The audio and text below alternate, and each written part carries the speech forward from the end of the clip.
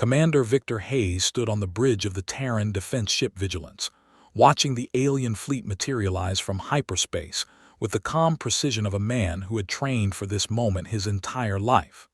The holographic display showed 17 vessels, each one dwarfing his ship by a factor of 3.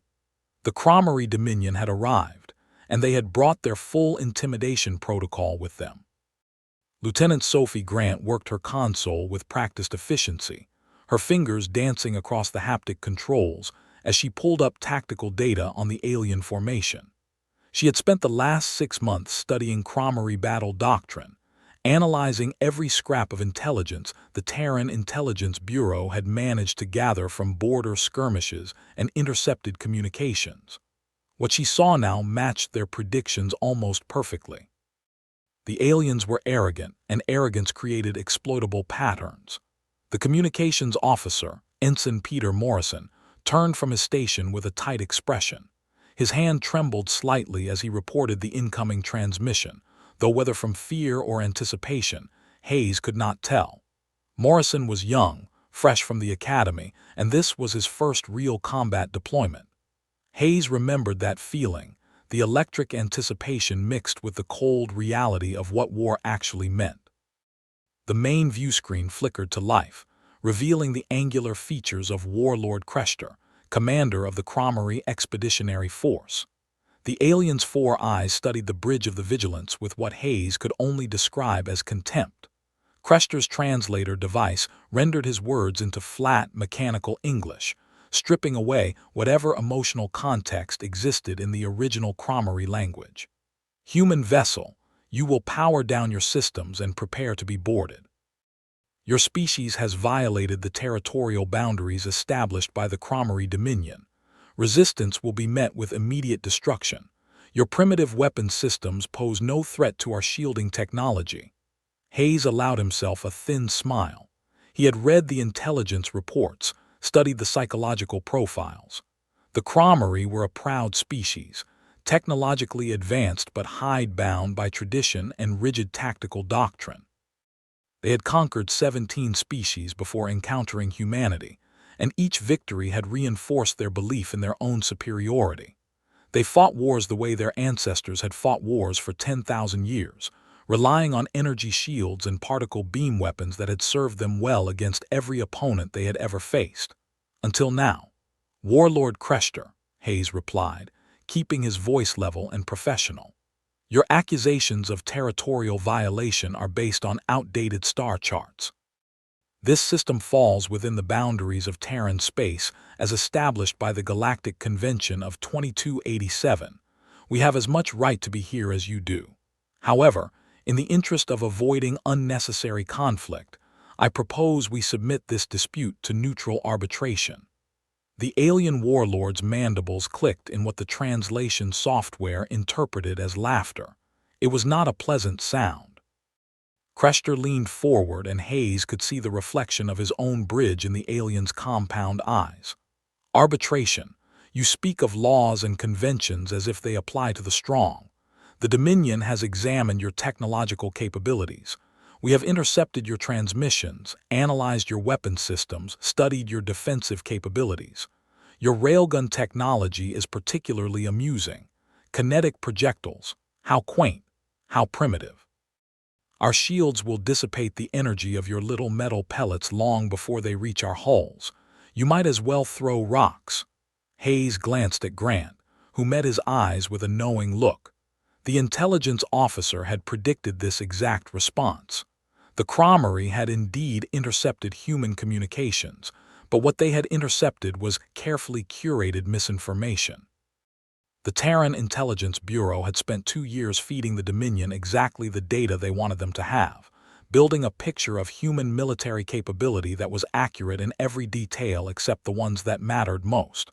I see, Hayes said carefully, and if we refuse to surrender, then we will demonstrate the futility of resistance.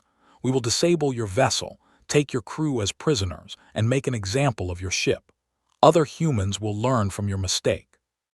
The Dominion is not without mercy. Surrender now, and your crew will be treated according to the protocols of warfare. Resist, and we will show no such consideration. Hayes turned to his tactical officer, Commander Lisa Taylor, and nodded slightly.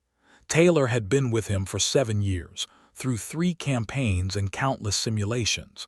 They had developed a shorthand that required no words.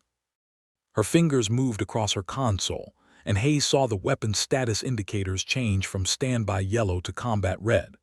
"Warlord Crester," Hayes said, "I appreciate your offer of mercy. However, I must decline. This is Terran space, this is a Terran ship, and I am a Terran officer. I will not surrender my vessel to foreign aggressors based on false claims and empty threats. If you wish to take this ship, you are welcome to try." The alien warlord's 4 eyes seemed to narrow simultaneously. For a moment, Hayes thought he detected something like surprise in that alien face, as if Crester had genuinely expected immediate capitulation. Then the surprise was replaced by cold fury. "So be it, human. You have chosen death. My fleet will reduce your vessel to debris, and your name will serve as a warning to any who would defy the Dominion." The transmission ended abruptly. Hayes watched as the Cromery fleet began to maneuver into attack formation, their massive vessels moving with the ponderous grace of orbital stations. They were taking their time, he noted, showing off, demonstrating their superiority through the casual efficiency of their movements. They expected this to be a massacre, not a battle. "All hands to battle stations," Hayes announced over the ship-wide intercom. "This is not a drill. Repeat, this is not a drill. All personnel to combat positions. Engineering, I need maximum power to the primary systems. Tactical, prepare firing solutions." Throughout the vigilance, crew members moved with practiced efficiency. In the engineering section, Chief Engineer Aaron Mitchell watched his displays as the ship's fusion reactors ramped up to combat output. The massive magnetic bottles that contained the artificial suns at the heart of the vessel glowed with barely contained energy. Mitchell had spent 3 months upgrading these systems specifically for this confrontation, installing new capacitor banks and reinforcing the power distribution network. The aliens had no idea what they were about to face. In the weapons bay, Master Chief Kyle Stevens supervised the final pre-firing checks on the ship's primary armament. The railgun system was ready, its massive capacitors charged, and its magnetic accelerators calibrated to microscopic precision. Stevens ran his hand along the barrel housing, feeling the faint vibration of the magnetic containment fields. He had been a gunner's mate for 20 years, had trained on every weapon system the Terran Defense Force possessed, but this was something different. This was something special. Back on the bridge, Grant watched her tactical display as the Cromery fleet completed its attack formation. The aliens had arranged themselves in a classic hammer and anvil pattern, with heavy cruisers forming the main line and lighter destroyers moving to flank positions. It was textbook Cromery tactics, the same formation they had used to crush the Zelthari resistance 5 years ago. The aliens were creatures of habit, and habits could be exploited. "They are moving into optimal range," Taylor reported from the tactical station. "Estimate 2 minutes until they open fire. Their energy signatures suggest they are charging particle beam weapons. Standard Dominion doctrine." Hayes nodded. The Cromery particle beams were devastating weapons against conventional armor, capable of punching through meters of composite plating and causing catastrophic damage to internal systems. But the Vigilance was not protected by conventional armor. Its hull was layered with ablative plates designed to dissipate particle beam energy, backed by reactive gel that would absorb kinetic impacts. The ship could take punishment, but Hayes had no intention of testing those defenses if he could avoid it. "Helm, execute evasive pattern Delta 7, Hayes ordered. "Keep us mobile but maintain firing position. Tactical, I want continuous targeting updates on the flagship. That is our primary objective." Lieutenant Daniel Brooks, the ship's helmsman, acknowledged the order and brought the Vigilance into a complex spiral pattern that would make targeting more difficult for the alien gunners. The ship was smaller than the Cromery vessels, more maneuverable, and Brooks exploited that advantage ruthlessly. The Vigilance danced through space like a fighter craft, belying its classification as a heavy cruiser. The first volley from the Cromery fleet came exactly on schedule. Brilliant beams of coherent particles streaked across the void, converging on the Vigilance's projected position. But Brooks had anticipated the firing pattern, and the ship was already elsewhere by the time the beams arrived. The particle streams dissipated harmlessly into empty space, their energy wasted. Interesting, Grant observed, studying her tactical readouts. They are not adjusting their fire patterns. They are still using predictive targeting algorithms based on standard evasion protocols.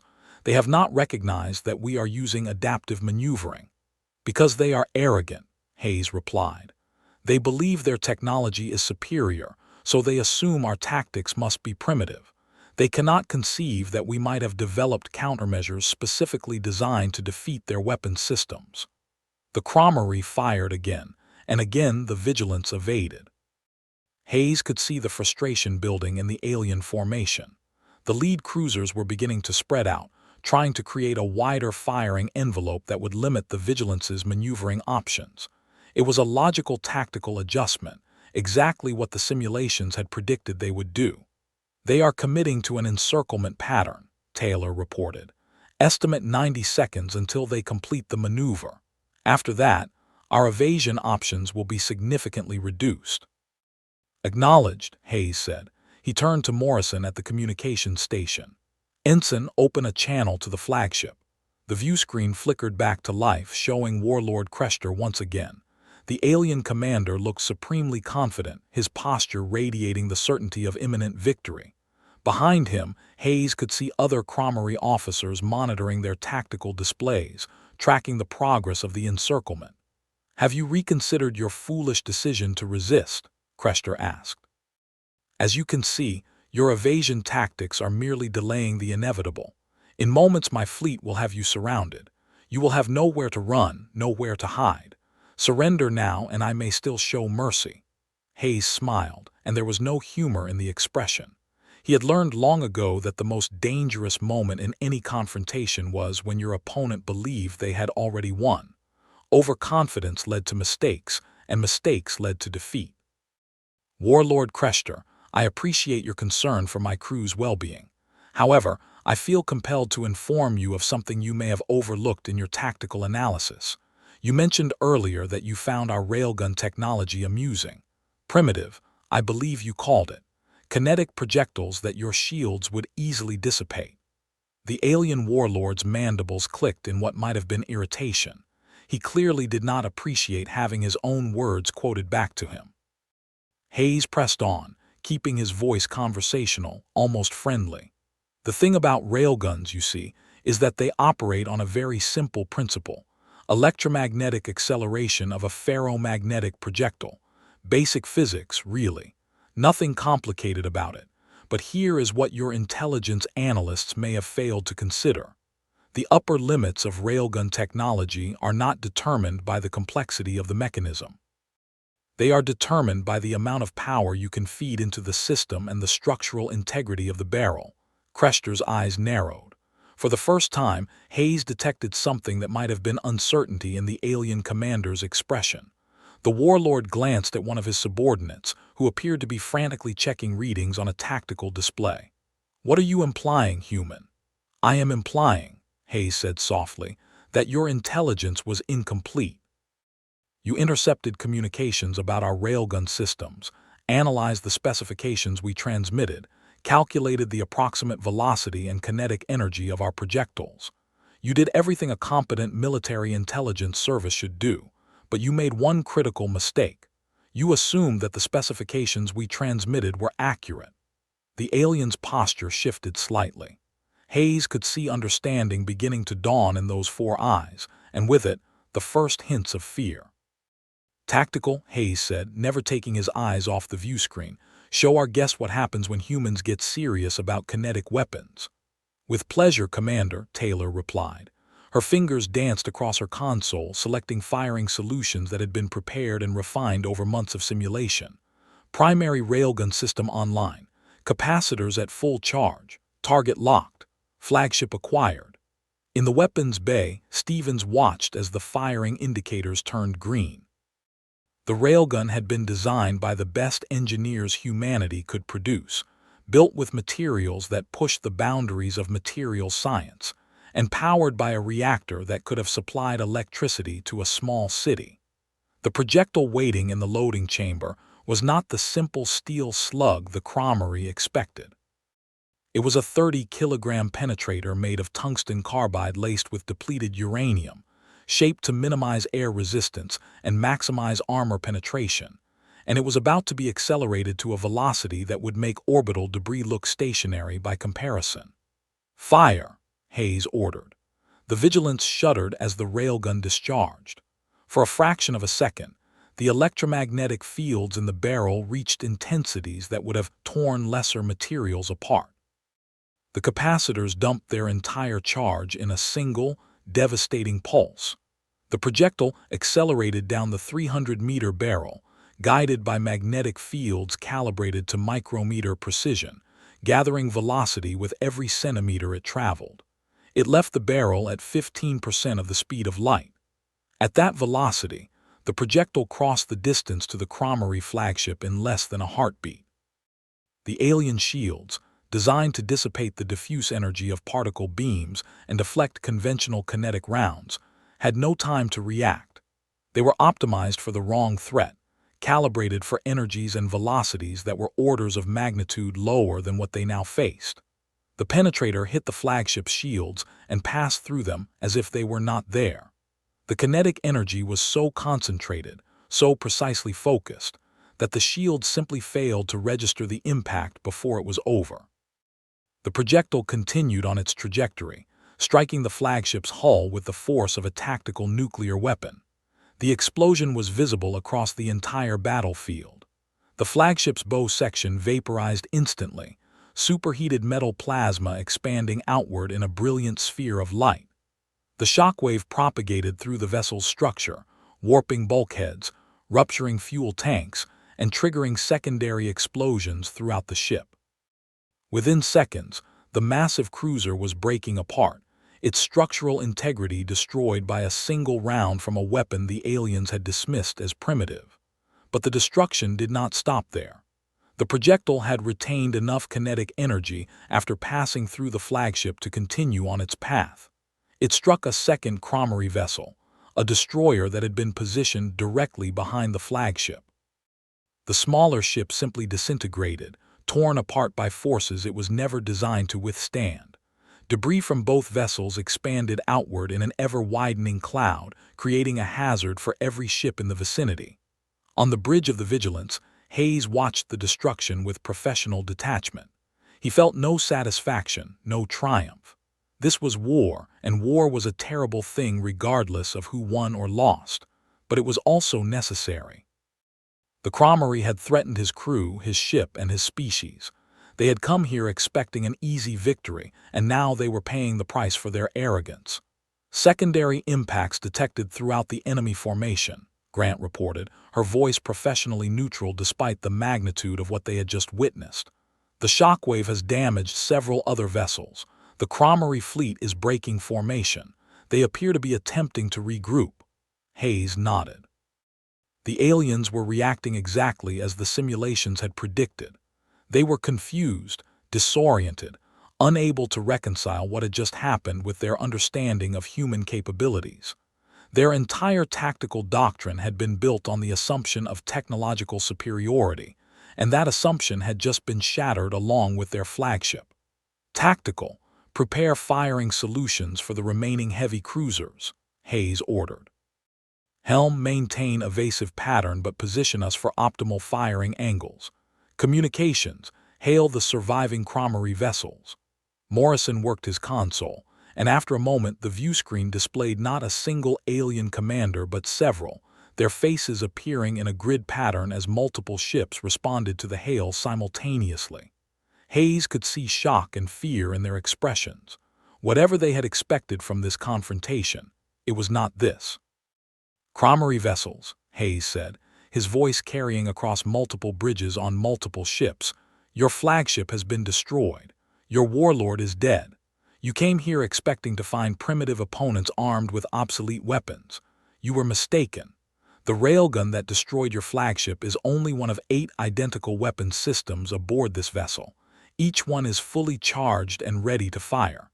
Each one has a targeting solution locked on a different ship in your formation." He paused, letting that sink in. He could see the alien commanders conferring with their subordinates, checking tactical displays, calculating odds. They were military professionals, trained to assess situations quickly and make decisions under pressure. And every calculation they made would lead them to the same conclusion. "I am offering you one opportunity to withdraw," Hayes continued. "Power down your weapon systems, reverse course, and leave Terran space. Do this immediately, and you will be allowed to depart without further engagement. Continue this attack, and I will destroy every vessel in your fleet. You have 30 seconds to decide." The silence that followed was profound. Hayes watched the alien commanders, reading their body language, trying to gauge their reactions. Some looked angry, their pride wounded by the humiliation of retreat.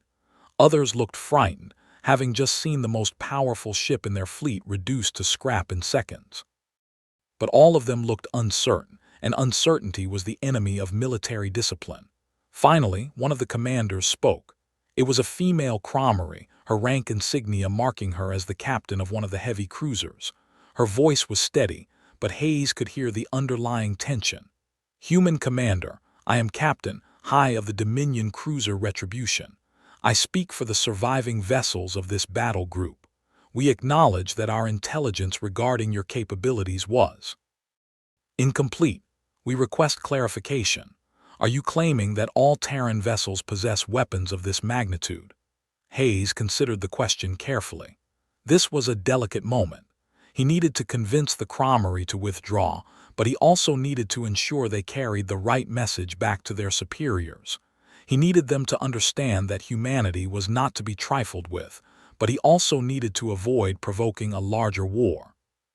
"The Vigilance is a Terran Defense Force heavy cruiser," Hayes replied. "It is one of 47 identical vessels currently in service.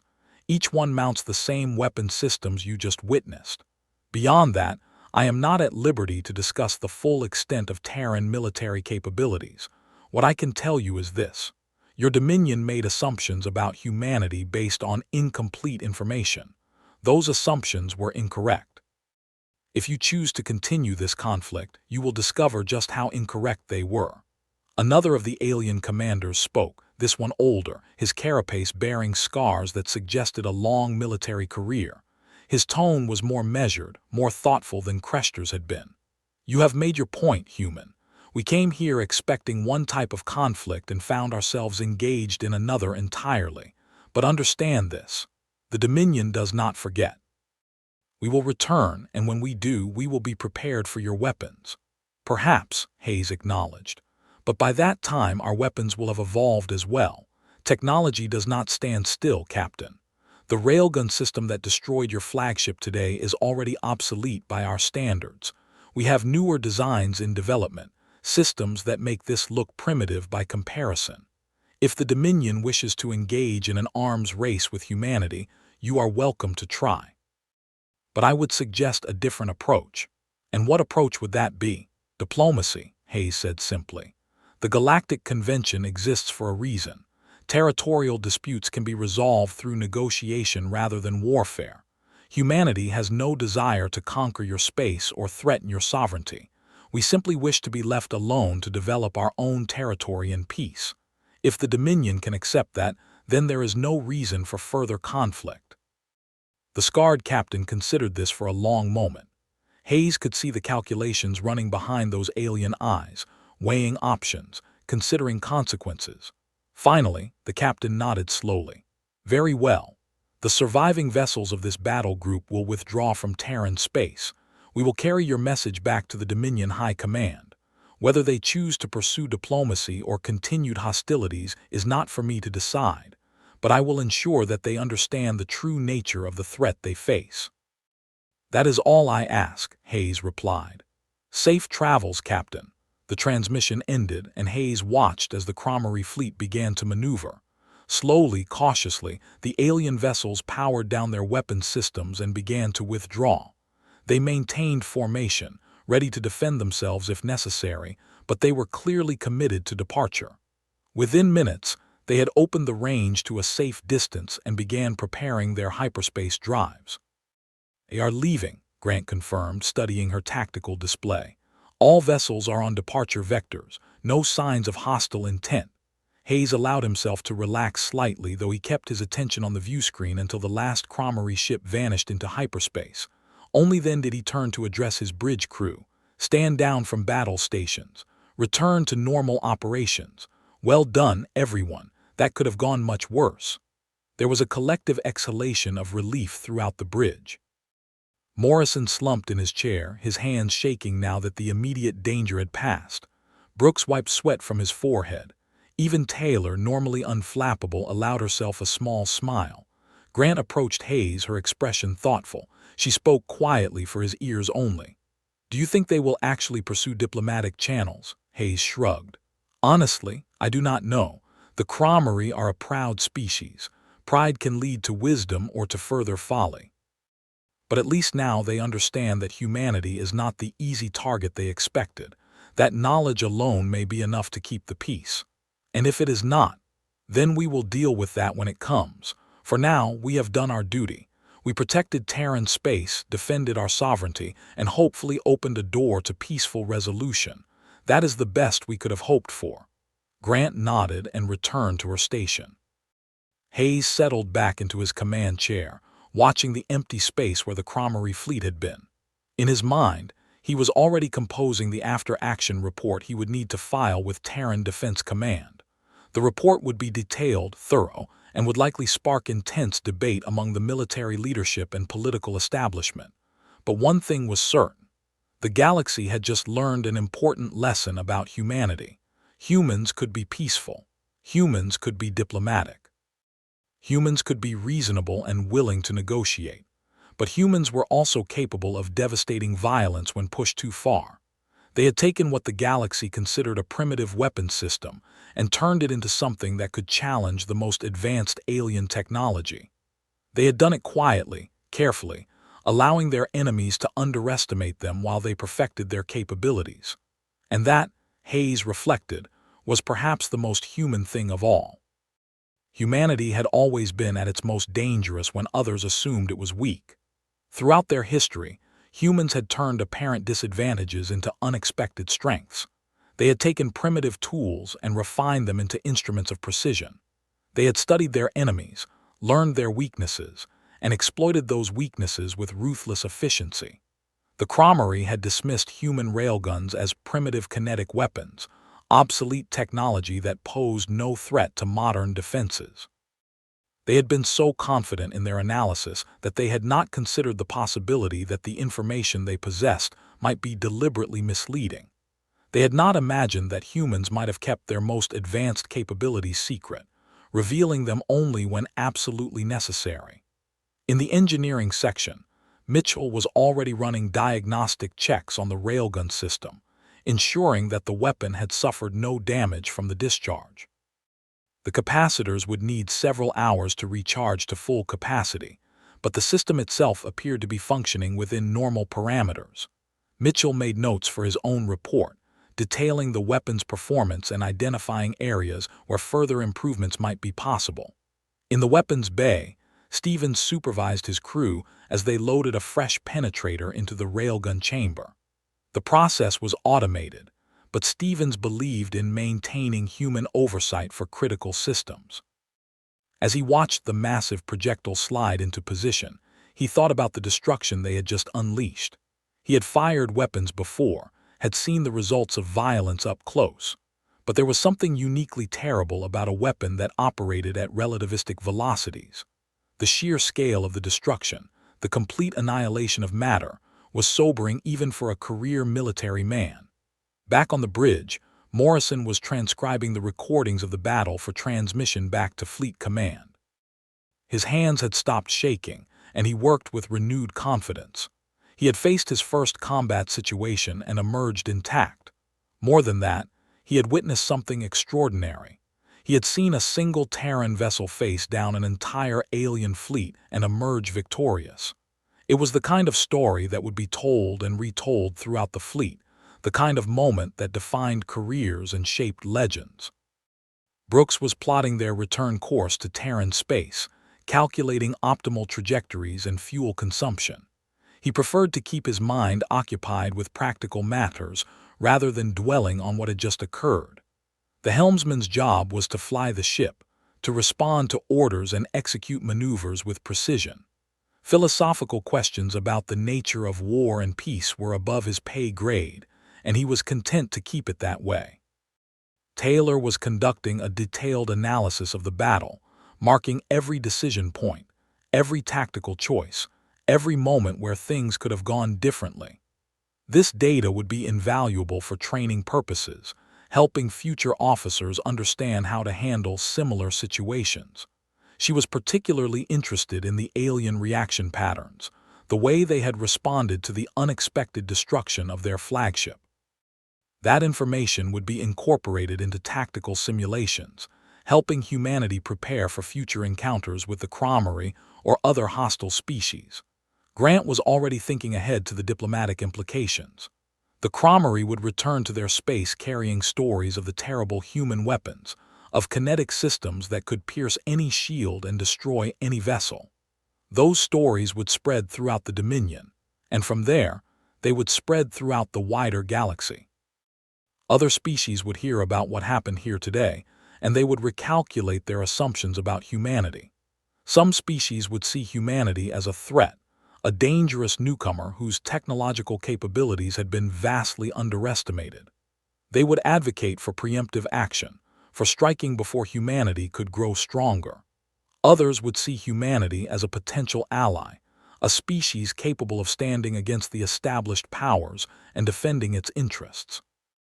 They would seek diplomatic overtures, hoping to align themselves with this unexpected force. And still others would see humanity as a curiosity, a species that had taken a supposedly obsolete technology and transformed it into something formidable through sheer engineering excellence and strategic thinking. They would want to study human methods, to understand how a species with relatively limited resources had managed to develop weapons that could challenge civilizations with thousands of years of spacefaring experience. Hayes understood all of this. He had been briefed extensively on the potential consequences of revealing human capabilities to the wider galaxy. The decision to use the railgun at full power had not been made lightly. It had been authorized at the highest levels of government, approved by military leadership and political authorities alike. Humanity had chosen to show its hand, to demonstrate that it could not be pushed around or intimidated. The question now was whether that demonstration would lead to peace or to escalation. Would the Cromery Dominion accept the new reality and pursue diplomatic solutions, or would they commit more resources to developing countermeasures and launching a larger invasion? Would other species respect humanity's strength, or would they band together to eliminate what they perceived as a threat? Hayes did not have answers to these questions. No one did. History was being made here, in this quiet corner of space, and the ripples from today's events would spread outward for years to come. All Hayes could do was trust that humanity's leaders would navigate these challenges wisely, that diplomats would build on the foundation that had been laid here, and that future confrontations could be resolved without bloodshed. But he also knew that humanity would continue to develop its defensive capabilities, would continue to push the boundaries of technology and engineering. The railgun system aboard the Vigilance was formidable, but it was not the pinnacle of human achievement. Engineers were already working on next-generation systems, on weapons that would make today's demonstration look modest by comparison, because that was what humans did. They adapted, they innovated, they took challenges and turned them into opportunities. When faced with superior alien technology, they had not despaired or surrendered. They had studied the problem, identified the weaknesses in alien defensive systems, and developed weapons specifically designed to exploit those weaknesses. The Cromery had dismissed human railguns as primitive. They would not make that mistake again. But by the time they developed effective countermeasures, humanity would have moved on to different weapons, different strategies, different advantages. That was the price of underestimating an opponent. That was the lesson the Dominion had learned today. Hayes stood and walked to the main view screen, looking out at the stars. Somewhere out there, the Cromery fleet was limping home, carrying news of their defeat. Somewhere out there, other species were going about their business, unaware that the balance of power in the galaxy had just shifted. Somewhere out there, humanity's future was being shaped by events that had not yet occurred, by decisions that had not yet been made. But here, now, in this moment, there was only the quiet hum of the Vigilance's systems, the steady presence of his crew at their stations, and the knowledge that they had done their duty. They had faced a superior force and emerged victorious not through luck or accident, but through careful planning, superior tactics, and the kind of innovative thinking that had always been humanity's greatest strength. The alien had dismissed human railguns. Seconds later, the Shockwave had decimated their fleet. It was a story that would be told throughout the galaxy, a cautionary tale about the dangers of arrogance and the folly of underestimating an opponent based on preconceptions and incomplete data. And for humanity, it was a reminder that sometimes the old ways, properly refined and intelligently applied, could be just as effective as any advanced technology. A railgun was a simple concept, dating back to experiments conducted centuries ago on Earth. But in the hands of humans who understood the principles involved, who could engineer solutions to complex problems, and who could think strategically about how to employ their weapons, that simple concept had become a force capable of challenging the greatest powers in the galaxy. Hayes returned to his command chair and began reviewing the preliminary damage assessment and tactical analysis. There was much work to be done, reports to file, debriefings to conduct, and recommendations to make. The battle was over, but its consequences were just beginning. As the Vigilance set course for home, its crew worked quietly at their stations, each lost in their own thoughts about what they had witnessed and what it meant for the future. They had been part of something significant, something that would echo through history. They had defended their species against an existential threat and demonstrated that humanity deserved its place among the stars. And they had done it with a weapon that their enemies had foolishly dismissed as primitive and obsolete. The irony was not lost on anyone present. Sometimes, Hayes reflected, the best strategy was to let your opponents underestimate you until the moment when it was too late for them to adjust. The Cromery had learned that lesson the hard way. Hayes could only hope that other species would learn from the Cromery's example and choose diplomacy over confrontation. But if they did not, if other species chose to test humanity's resolve, then the Vigilance and ships like it would be ready. The railguns would be charged, the targeting solutions would be prepared, and humanity would once again demonstrate that it was not a species to be trifled with. The stars wheeled slowly past the view screen as the ship accelerated toward home. Hayes watched them in silence, thinking about the future, about the challenges that lay ahead, and about the responsibility that came with the power humanity had demonstrated today. They had won this battle, but the war for humanity's place in the galaxy, the struggle to prove that humans deserve to stand alongside older, more established civilizations as equals, had only just begun. And if today's events were any indication, it would be a war fought not just with weapons and tactics, but with intelligence, innovation, and the indomitable human spirit that refused to accept limitations or surrender to superior force. The Cromery had dismissed human technology. They would not make that mistake again. And neither, Hayes hoped, would anyone else who observed what had happened here today. The age of humanity had truly begun.